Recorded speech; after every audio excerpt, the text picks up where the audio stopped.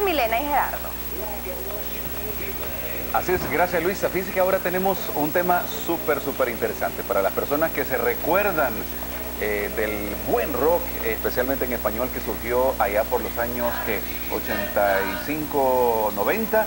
Tenemos invitados muy especiales en esta mañana. Me refiero a Roberto Salamanca, que ya es también amigo de Hola El Salvador, a Rafael Alfaro y a Vicente Cibrián, que le damos la más cordial y más calurosa de las bienvenidas. Bienvenidos los tres. Y sí, qué bonito hablar acerca del rock y sobre todo los íconos. Ustedes, nosotros consideramos que son íconos del rock en El Salvador. Me imagino que muchísimos más, por supuesto. Pero hablemos un poquito acerca de cuando entra el rock en El Salvador. No sé, tal vez Chente nos podría hablar un poquito acerca de su experiencia también y esa como irnos para atrás y conocer cuándo se introduce el rock en El Salvador. Primero, gracias por invitarme, es un placer estar con ustedes. Gracias a ti. Y realmente lo que es el rock en el país, recuerdo que cuando nosotros empezamos a tocar no habían caminos, tuvimos que hacer los caminos, no había para quién tocar, no había escena, se puede decir, y se luchó bastante por eso. Anteriormente, hablando antes de los 80, los 60, hubo un movimiento fuerte y se detuvo un poco pues por cuestiones de las orquestas. Se había logrado diferenciar el nivel tropical con el rock and roll. Eso fue rock and roll. Luego el rock, bastantes influencias de fuera, inglesas, gringas, suramericanas. Gente, por ahí me cuentan también de que uno de los factores importantes a los que detuvieron esa gran oleada de los grandes grupos, ¿verdad? Fue la piratería en ese entonces. O sea que había fábrica de discos, había producción de discos, pero empezaron a piratearlos y eso terminó. Aquí en el país sí hubo bastante producción, que era lo que fue Dicesa, en donde unos empresarios mexicanos tenían ese movimiento y se logró hacer bastante producción salvadoreña.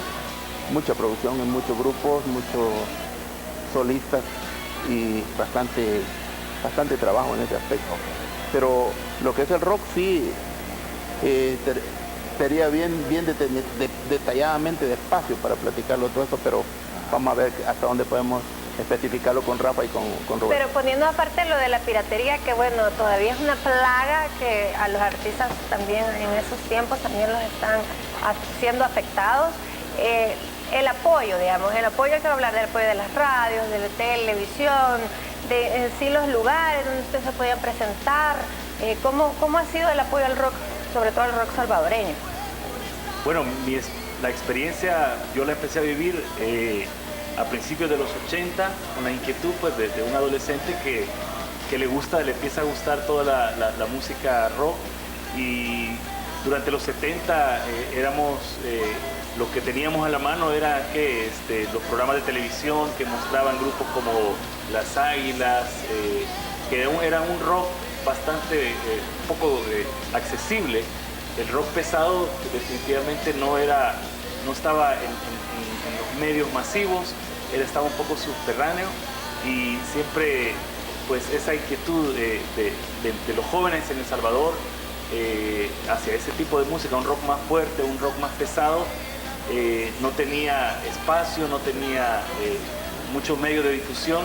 Y recuerdo pues que a principios de los 80 yo estuve en proyectos de música con amigos, hacíamos grabaciones que no eran muy buenas, estábamos empezando en eso, y de vez en cuando encontrábamos algún espacio en algún programa de alguna emisora, ¿no?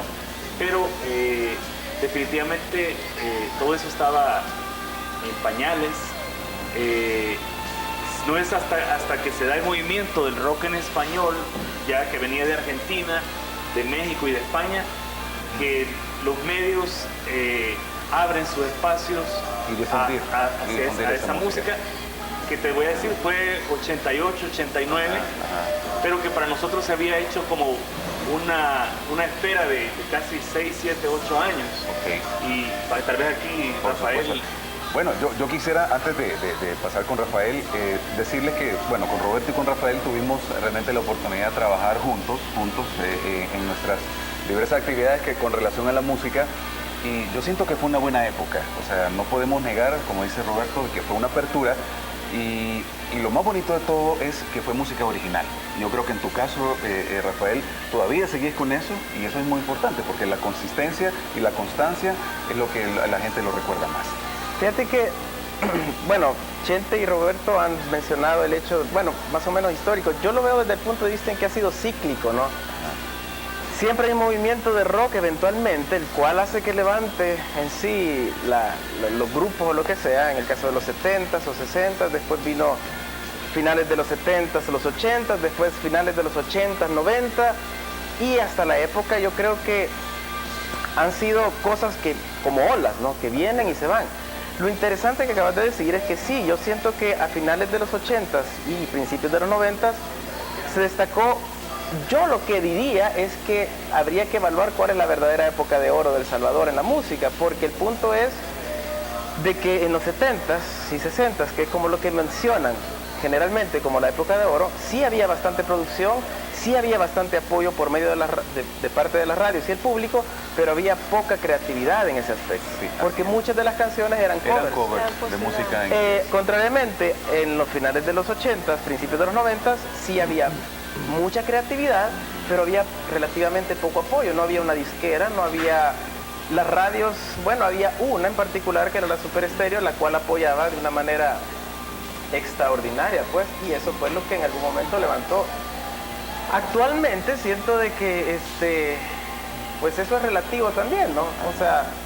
¿No consideras que hay otro ciclo ahorita de las personas que están? Mira, sí, yo creo que sí hay un ciclo, pero está mucho más subterráneo, por decirlo así, por el hecho de que el rock realmente no suena en las radios, lo que suena es el pop.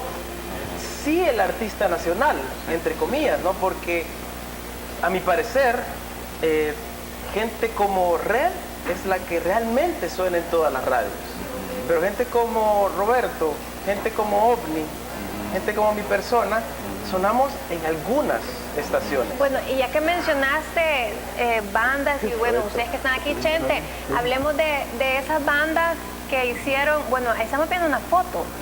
¿Esto es de OVNI? Ese es OVNI. ¿Es alguna portada o alguna foto en especial? No, esa es una foto promocional, ¿no? Esa es de la alineación anterior. Ahí están casi todos los que estamos ahorita, menos el baterista. Pero bueno. ¿Y ese rueda de prensa, alguna redada o es Ahí está también. Eso fue como para ponerlas en los lugares en los cuales no podíamos entrar. Pero me refiero a radio, sí, y televisión. Ahí estamos viendo, este es Chente, ¿verdad? Sí. Estamos viendo la foto. Hablemos de esos grupos que impactaron, o sea, yo quiero hablar de los nombres, de los grupos que impactaron. Esa época fue buenísima, mira, en esa foto. ¿Qué año más o menos, Chente, esa fotografía? 86. 86. Sí, acabamos de venir de Guatemala, habíamos ido a actuar allá en Panajachel. Sí, mira, ahí está Manuel Martínez, excelente. Estaba René, Leonel López.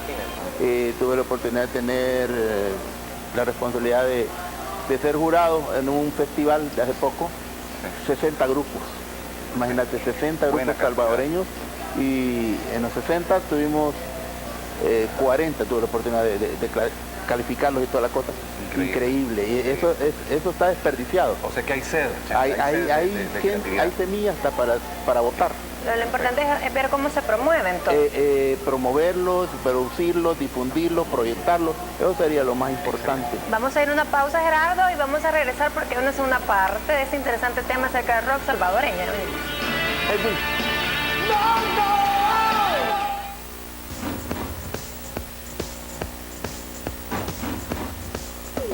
Qué bárbaro. No, si no tenía que hacer una entradita de acuerdo al tema de esa mañana, de verdad, el rock en El Salvador, y tenemos aquí a Rafael Alfaro, tenemos a Roberto Salamanca y sobre todo a Chente Cibrián. Así es. Son grandes músicos salvadoreños. Bueno, nos habíamos quedado... Las tres divinas personas, ya te dije que ahí lo apuntaste. Bueno, es interesante lo que terminábamos antes del bloque con Chente Cibrián, de que hay un gran semillero. Ahora, partamos desde ese punto y para ustedes, ¿qué es lo que hace falta? ¿Qué es lo que pasa? Yo en el intermedio estaba como atando cabos, viendo los puntos de vista, y creo que el factor común, porque Chente lo mencionó, que había una disquera, ¿no? Que era dirigida por un mexicano, sí, Eduardo Hood, creo que se llamaba. Don Antonio Hood. Antonio Hood. Entonces fue un buen negocio. Teníamos en El Salvador uno de los mejores estudios de Centroamérica, construido por ingenieros de sonido, todo como debe ser. Se había logrado un sonido industrial, ¿no? Estándar internacional. Pero el negocio empezó a ir mal pues con los cassettes piratas que pues hacían de que porque las ventas de discos, yo supe algunos datos que un artista podía vender hasta 30,000 45, ¿verdad? Entonces ya moviendo esa cantidad de productos, pues la industria se mantenía, el artista tenía trabajo, tenía contrato disquero. De hecho hubo un artista aquí, y eso me lo contaron, que hasta logró comprar su casa te lo conté yo. Ah, tú me lo contaste. Sí, Tony Acosta. Tony Acosta. Ah, no te creo. Ajá, entonces... Bueno, el mismo Oscar Alejandro también tuvo su con Leo, disco. de Guatemala, creo que fue la disquera que él... No, creo que él fue grabó acá, acá, él grabó acá. Dijo Leo, ¿no? No, era Dicesa. Dicesa. Oscar Alejandro tuvo lo que todos quisiéramos tener. Tenía disquera, le pegó el disco, grabó su LP. Tenía groupies.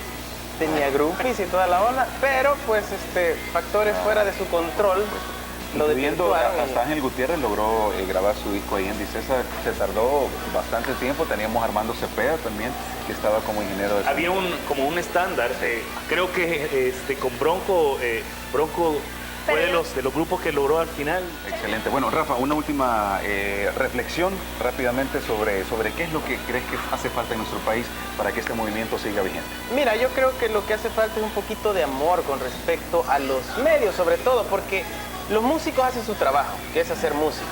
La distribución de esta música la tienen que hacer los medios. La difusión de esta música la tienen que hacer los medios. Sí promueven la mayoría de la música. Pero otros definitivamente hay una preselección por alguna razón que no comprendo todavía, que debería de ser obviada. Pues si la canción, el tema tiene la calidad suficiente y es relativamente adecuada a la programación de una radio, hay que darle chance. Bueno, les agradecemos a los tres por estar acá. Ya saben, hay que apoyar al músico salvadoreño y sobre todo a las canciones también en las radios cuando las pongan. Hay que apoyarlas para que las sigan poniendo ahí siempre. Así es. Bueno, gracias a nuestro invitado, gracias Rafa, Roberto, Chentillo. Bueno, vamos a pasar de inmediato a donde está Edwin Hidalgo y Luisa Manga, porque tienen todavía algunos minutos para...